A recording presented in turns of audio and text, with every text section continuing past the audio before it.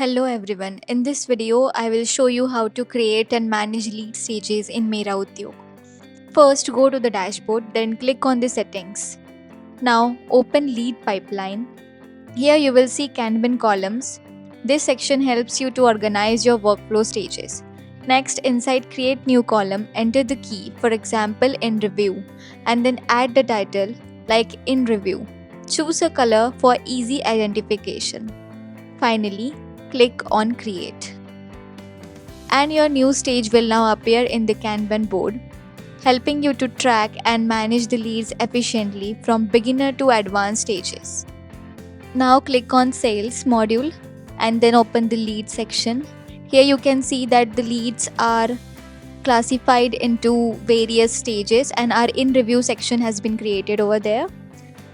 We can simply drag and drop the lead from qualified to in review section. Thank you.